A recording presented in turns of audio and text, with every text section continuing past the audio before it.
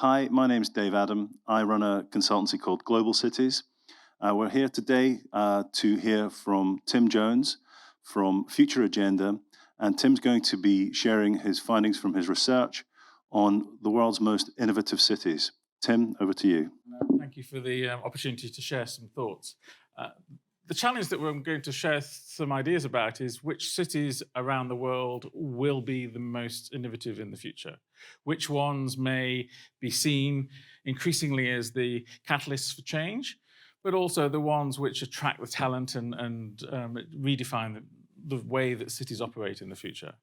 And the reason why we want to particularly look at this is because this whole aspiration about being the most innovative city is something that lots of different locations around the world are aiming at. They are, for various reasons, trying to achieve this ambition, not only from an economic perspective, but also from a cultural point of view and as effectively best places to live. And what we're trying to do with this research is to try and unpick what actually this means. There's lots of hype around innovation. There's lots of lists left, right, and center of who are the most innovative companies. But what does it actually mean when you're talking about cities? What is it about an innovative city that makes one more successful than another? And how is that changing over time? One of the key issues with this is very much around, are there any lessons maybe from the past that we can look at before we start to address the cities of today and the challenge of looking forward? And I'd say that probably there are maybe half a dozen or so key cities that are at various points in the past have had a pivotal moment where they may have been at the peak of civilization or peak of a particular activity, and they've helped drive new thinking and new ways of thinking about urban living. So obviously places like Athens, very much top of the agenda in terms of center of democracy, attracting people from all over the world at that time, and very much sort of setting new standards around democracy, but also in terms of how those different individuals come together to make decisions. Equally, places like Hangzhou in China, places like Amsterdam, places like Constantinople, they've all at various points defined what being a city is, they've attracted people, and they've really driven things forward. But I think in the conversations we've had, most of the time, people like to mention two Italian cities of the past and look at those and say, well, did they provide really interesting models? The first, and I'm sure we'll talk about it later, is Venice, which, I suppose, in some parallels to Dubai today, was created from scratch, and yet over time became such a significant part of not just the world's commerce, but also later on culture, etc. But in the discussions that we've had in different locations with different experts around the world about what it is that has made particular cities in the past successful, the one that comes up time and time again is Florence. 500 years ago, many would argue what was happening in Florence was very much similar to some of the things that we see in all the leading cities around the world today. Arguably, most of the ideas that we are reinterpreting now can stem back to Florence, which in the middle of the 14th century was clearly at the center of the Renaissance. I think from several people's perspectives, they tend to think of Florence through the lens of art. They tend to think of, obviously, Leonardo and everybody else. But if you sort of unpick a bit of that, you find out that actually all those different artists and all those sculptors and all the craftspeople, they spent years working together in the bottegas, which were effectively the WeWorks of 50 years ago, or 500 years ago. They were the places that people would come together for 10, 15 years to collaborate, to interact off one another before finding their particular niche and taking that forward. So very much what Florence is famous for came out of very much collaborative working, which was encouraged by not just by the city, but also by various patrons and sponsors. From a commercial perspective, it's interesting to the point of view that maybe you could see that the currency in Florence, the florin, was effectively the equivalent of the dollar today. Because Florence was a center of trade, it was where not just textiles, but lots of different products were regularly transferred through. The economy of Florence became increasingly about connecting to other places, and as a default from that, its currency increasingly became the global currency. So the florin led to increasing interaction with banks, and then the sort of expansion of that gave the Florentine banks more influence around the world. So you had, in many ways, 500 years ago, not only was Florence a center of art, but also it was almost like sort of the New York of 500 years ago. And then the technology side of things, Galileo, and a whole load of invention was going on, lots of universities being created in Florence for the first time. And that tended to sort of bring together lots of different activities. And then the last thing that I found quite interesting when people have been talking about it is maybe actually, if you think about some of the big challenges that we set ourselves today, maybe the X Prize of 500 years ago was what Florence was doing. In fact, the roof of the cathedral and Duomo in Florence was very much pushing the boundaries of construction at the time, and that was done as a civic competition. So all those different elements, which now we take for granted as being part of the familiar, of being part of the everyday, actually they've been around for many years. So as we look into the past, are there any lessons from all these different cities who've peaked at various points that we can take for today? And I'd say that there's probably 10 or so criteria that probably help us think about this, as well as some of those that we've talked about collaboration, about connectivity. Other things that people have particularly mentioned is having an open culture, very tolerant culture. People have also specifically identified not only the civic leadership, but also the connection into trade, but also important things when you're talking about Paris in the 1900s, things around trying to advance public health were all part of the mix. So if you take those views and you look back 2,000 years and you see the different cities that have had impact, they've changed the way we think about urbanization, they've changed the way that people want to live, and they've attracted talent to them. What does that say about the innovative cities of today? Now, clearly, the San Franciscos, the Shanghais, the Londons are very much top of lots of people's lists. But I'd like to suggest that maybe there's another half dozen that we should be considering. Maybe we ought to be thinking of places to look at in more detail, like Munich, very much the center of not just of Bavaria, but very much center of a whole German-influenced industry and commerce, and also very much a civic orientation around a lot of its education. Over in Asia, places like Seoul and Singapore and Tokyo come up very much in places that are setting new standards. Clearly, as part of this conference, the views from Singapore will be well into the mix. But I think from Tokyo, the interesting thing for me is this ability to reinvent itself time and time again on an ongoing basis. And other places that people have highlighted have been places such as Tel Aviv and also, to a certain context, as a Nordic example, Stockholm, which has one of the greatest per capita ratios of academia in the world. So I think when we start to talk about cities that are innovative, and we look at the past, and we look at some of those examples today, that maybe starts to give us some perspective about, if we're looking 20, 30 years ahead, which is the challenge here, what is it that is going to be influential there? And what are going to be some of the key cities that are going to be taking the lead going forward? However, before we do that, I think that on top of these criteria and the insights that people have shared from the past and today, as we look forward as to how cities are going to evolve, maybe there's a few more issues that are going to be center stage. Clearly, in the midst of a global pandemic, safety and security are very much top of mind. And maybe the innovative cities of the future are not going to be just those that have the commerce or the academic credentials, but also they're the places that make people feel safe and secure, whether that's from contagion or from crime. Thinking about some of the big issues that are coming next, climate change is clearly the biggest challenge of the next century.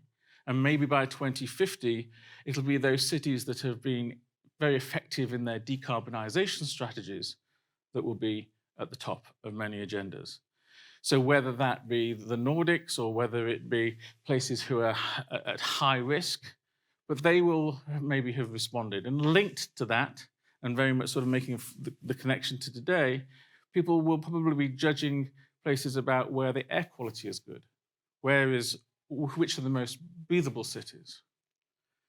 And then also sort of making some of the connections to some of the other discussions that have taken place today as part of this conference.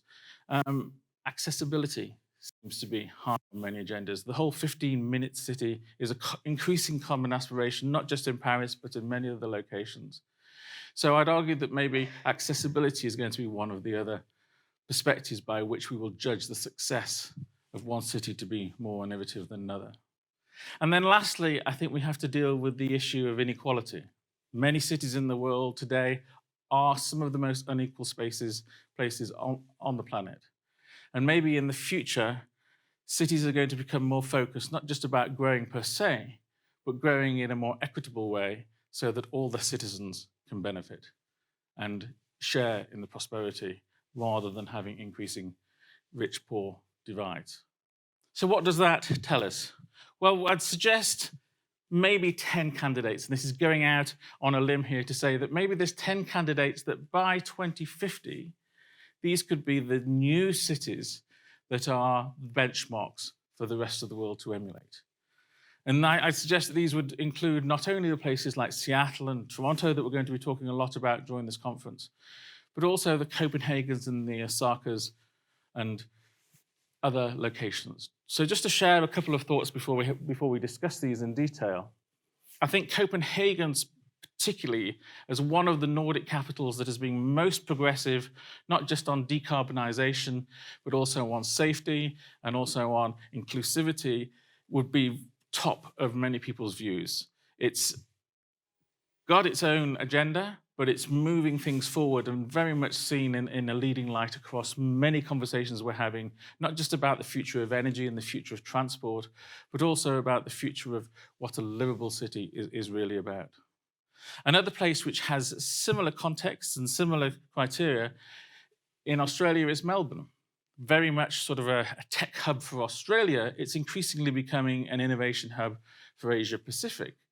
But when we've done workshops there, some of the things that people have been most proud about have been the way that it's been rethinking its approach to transport or its approach to energy recently. One of the big things when we were there 2 years ago was the fact that they'd instigated free travel in the CBD of Melbourne, effectively emulating what goes on in Estonia.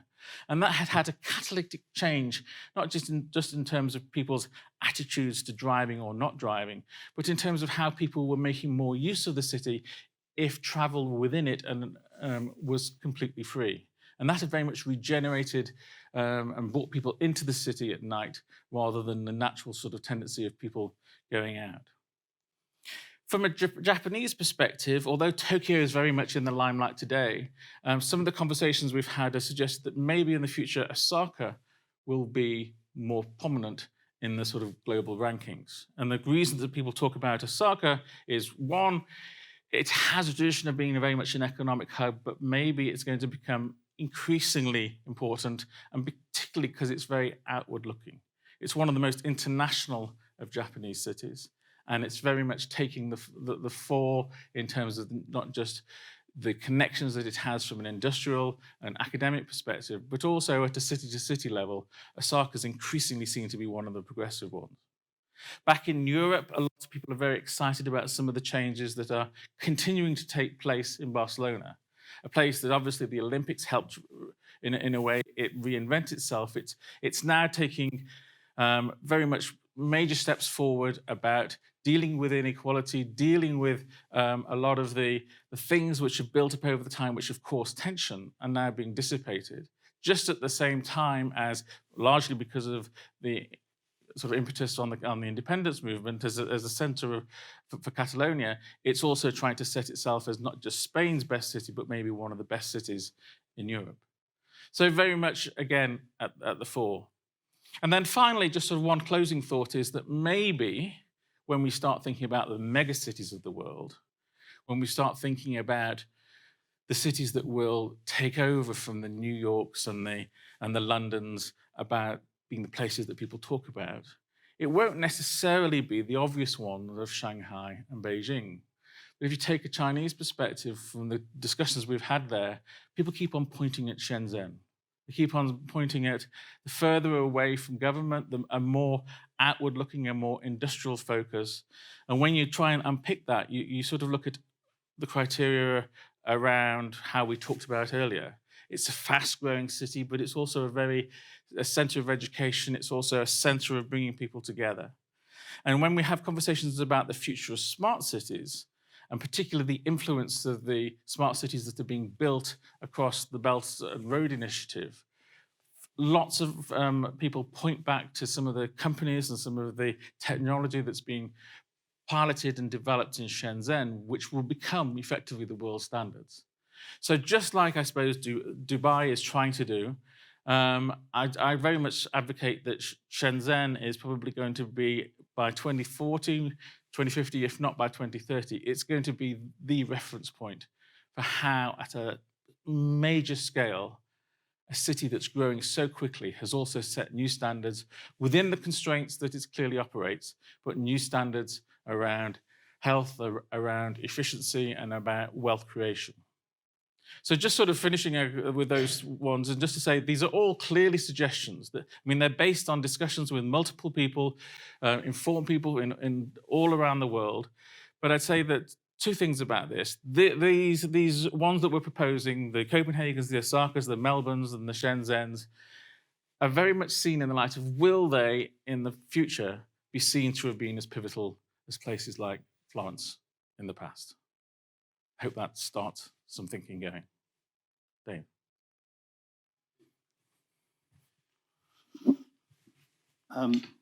Thank you, Tim. That's very comprehensive and gives us a really good overview of the past, and then you take the big risk of gazing out into the future, something which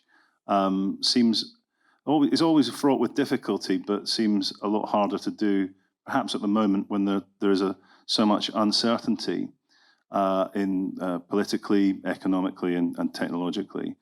But I think it'd be interesting to hear a little bit more about that methodology, about how this piece of work's been brought together, because this is, as you said, you've talked to lots of people in lots of different cities, and this is something that's come together from a piece of research that's been done at scale, hasn't it?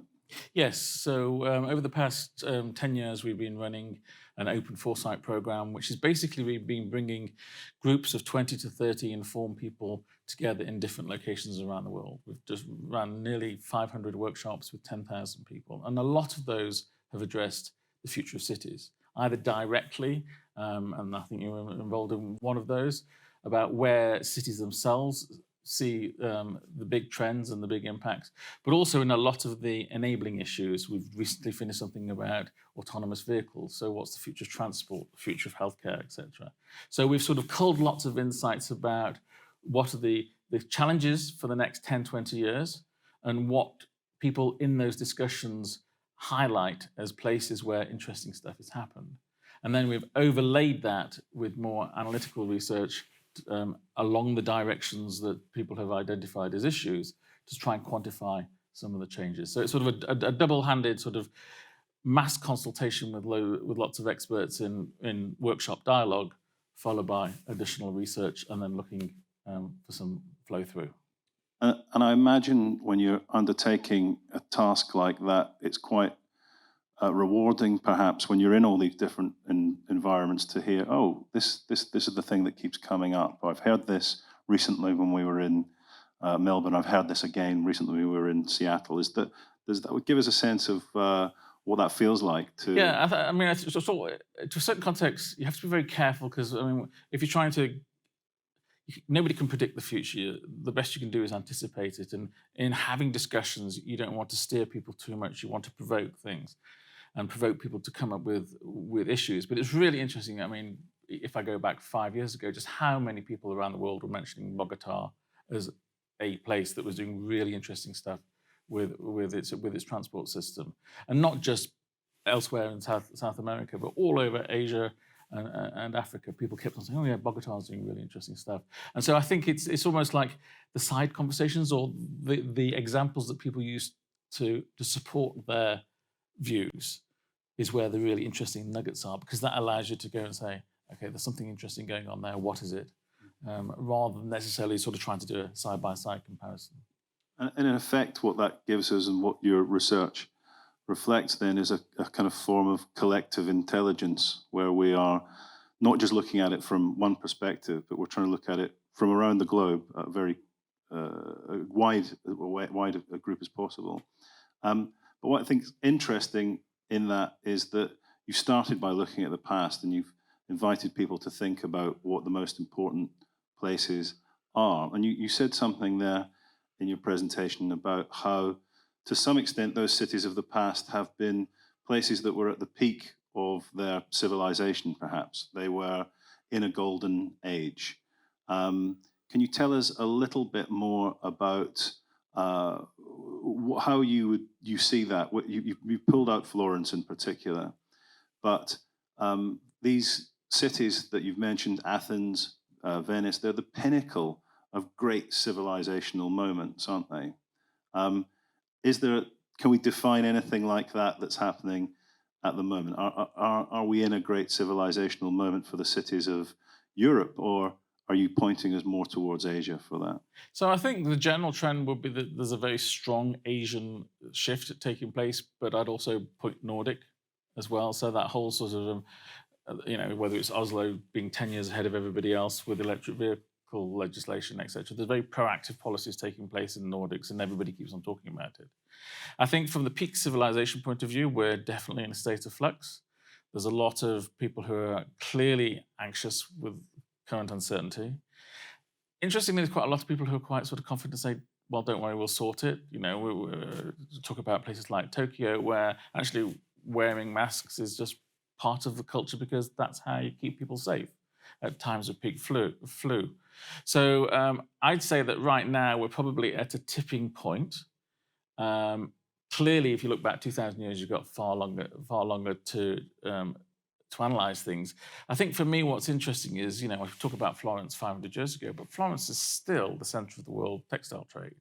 A third of all the world's high-end textile fashion houses are all in Florence. So although people think, oh, well, the textile industry has gone to Turkey, it's gone to China, actually the value creation part, Florence has managed to keep on hold of for 500 years. And, places like London, places like Tokyo, places like Paris keep on reinventing themselves and doing things. So I think although the ones that we've identified may have been peak at a moment, they haven't necessarily been peak and then died away. A lot of them have grown to a certain status, and then they've sort of developed not just the aspiration, but also the inherent adaptability to keep on reinventing themselves going forward. But I think the data issue and the technology issue is clearly at front of mind for a lot of people at the moment. But I would challenge that, because quite a few countries are sort of clearly caught in the headlights of public health at the moment, the balance between a smart city and a safe city is very much up for debate. Tell us a little bit more about what you mean by that tension. You're saying that there's a kind of systems dimension that it takes to run cities, and gathering data and measurement are crucial to that, but there's a tension in that as well. Is that what you're... Well, I just think there's maybe some of the smart city aspirations that people have had might have overlooked some of the risks which we're now experiencing. Whether that's, can you have high-rise hospitals? Contagion is going to spread far more, and we were talking to people about future hospital design recently, and they're saying the pushback is going to be more low-level, more distributed care rather than centralized tower blocks. Is the same true? Are we going to see more Canary Wharfs in the future, or are people going to rethink what's right to do, given a different perspective about risk that's emerging? Now, I think, and this goes back to the Asian perspective, you go to Singapore, you go to Hong Kong, because they've had SARS, they've had avian flu, the current pandemic, yes, it's big, but it's the next big thing. It isn't a complete shock, whereas our memory here about previous public health pandemics, epidemics. We're very few of us would remember 1957, never mind 1918. But I don't think it necessarily will be something which people will struggle for long. I think people will start to, particularly because everybody's so connected and lots of sharing city to city, people will get their ideas in flux. Yeah, and as you're saying there, these cities that have been capable of constant reinvention are places which have experienced intense traumas, in particular places like Venice, which have, I think the term quarantine actually originates there. A city which was very global in trade had to take care and measure when it was that people were coming in, and in effect create mechanisms to deal with the challenge of almost they're one of the original problems of globalization, of managing the challenge of borders. Let's think about that a little bit more as well. I'd like to hear more about what you think in terms of what's happening. Some people are saying the big trend right now is a retreat of globalization, that cities are who are exposed to the need for the inflow of capital, goods, people, are going to really experience a massive challenge because globalization itself is in retreat. Is that your sense of what's happening? Are cities having to become more self-sufficient, or is there a dimension of it where they will just spring back? So I think there's three overlapping things, actually. I think that when we've had conversations about the future of trade, clearly sort of have we hit peak globalization has been coming up for many years, and arguably yes, particularly given the politics going on at the moment.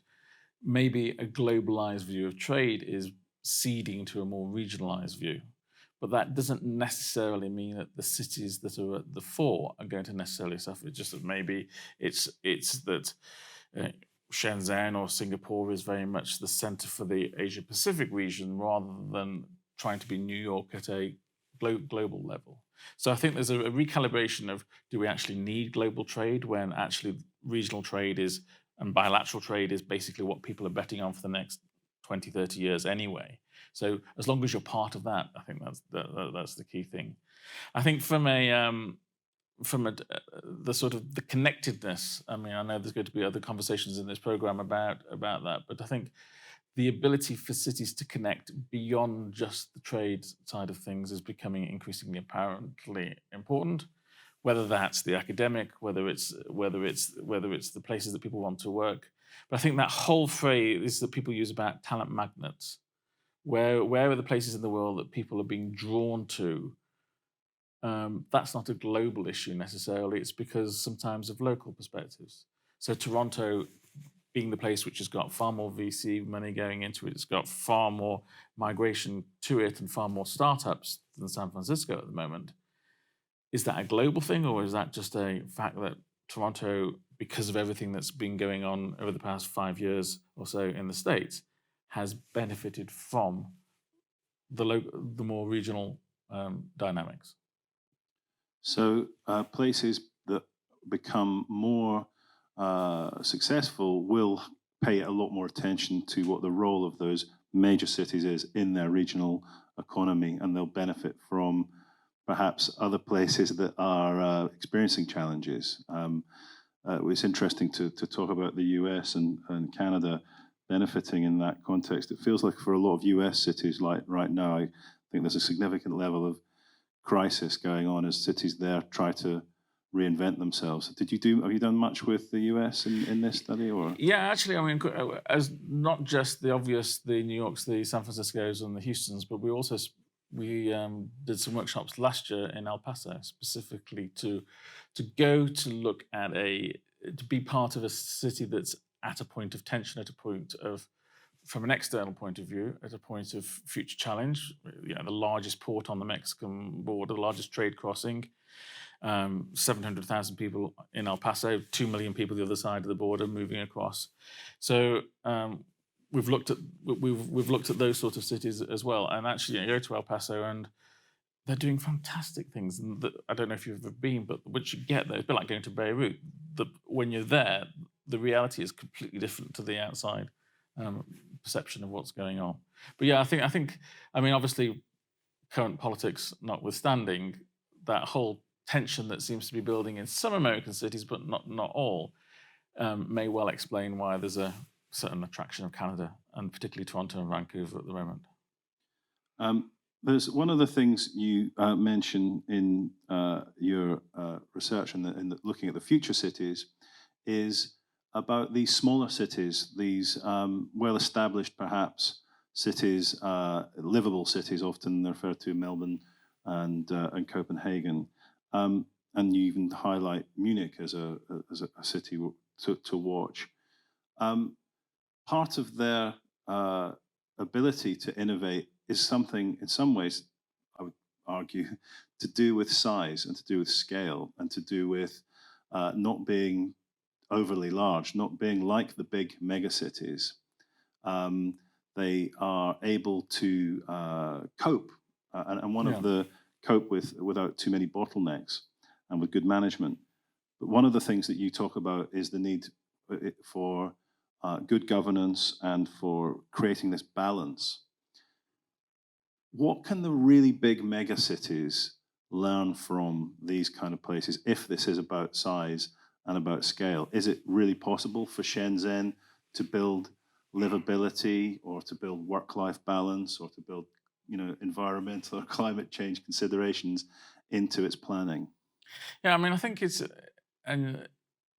easy to fall into the trap, I think, of almost like saying, okay, let's just talk about megacities and then let's talk about smaller cities and tier 2 cities and tier 3 cities. Trap I like to be in. And look at them all separately. I just sort of draw a parallel to companies. If you go back 20 years ago, the general theory about companies was that big companies can't innovate and the smaller ones do all the clever stuff. And then the big companies buy the smaller ones.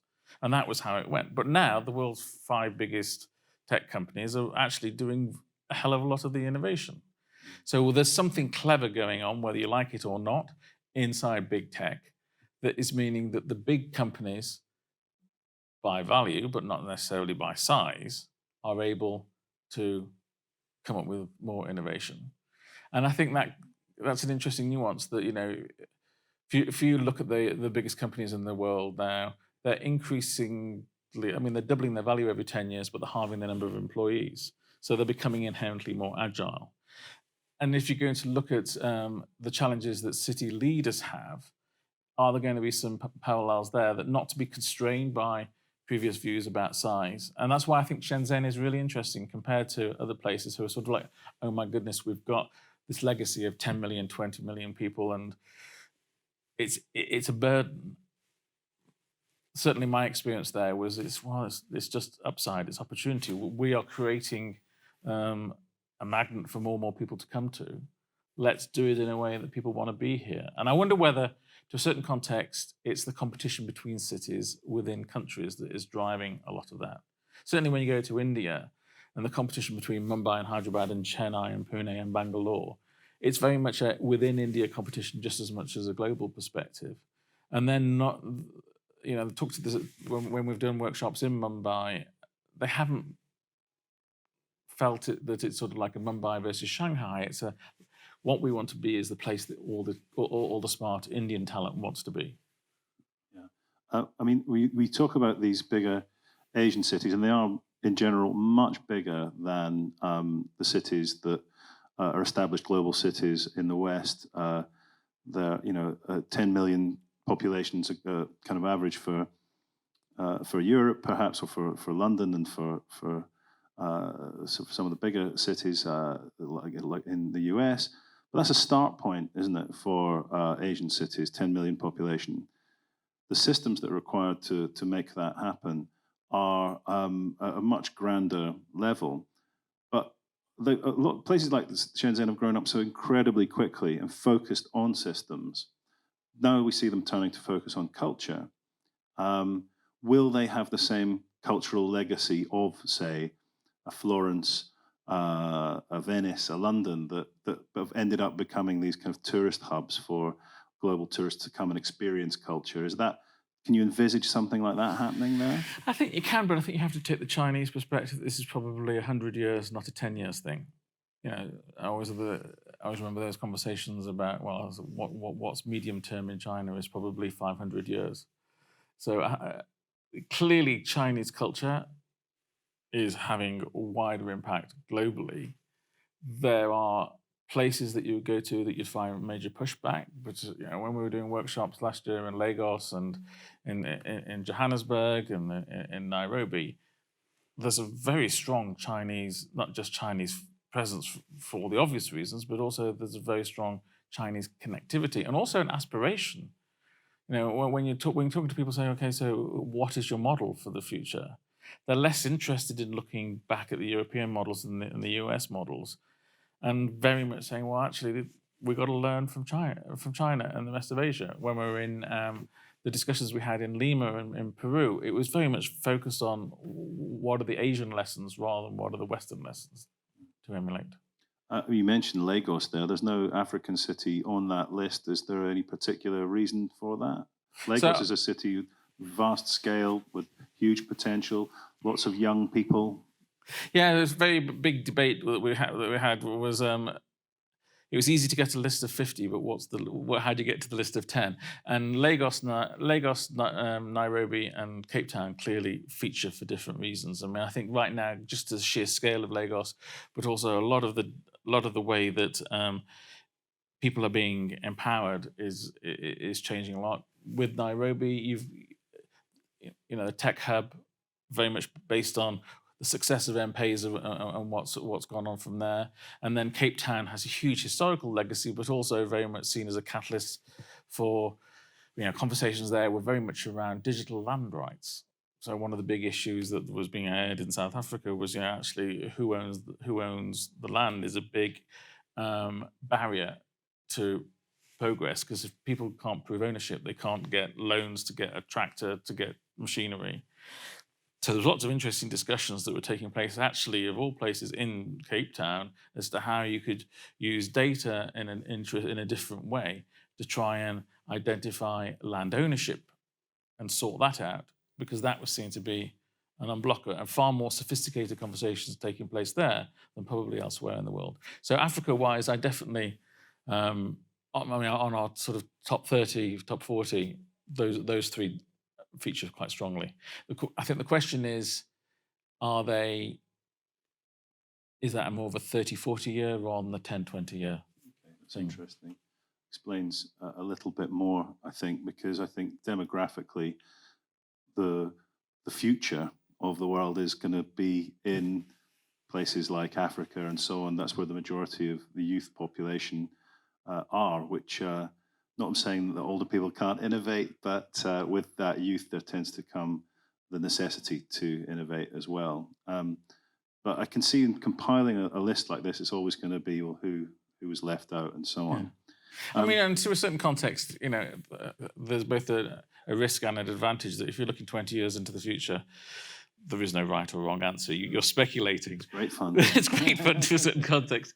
But if I go back to when we first started doing this 20 years ago and how accurate that's been, the views that people have had about which technologies, which issues are going to be changed in society that have been sort of 80-90% accurate, it's largely because it's going back to where we started, that informed people challenging each other's assumptions, not arguing one list against another list, but saying, well, what's the essence of what's going to be important in the future, and getting people to debate that and then put it through the lens of cities, which is where the biggest challenges are. It's where all of us are increasingly living.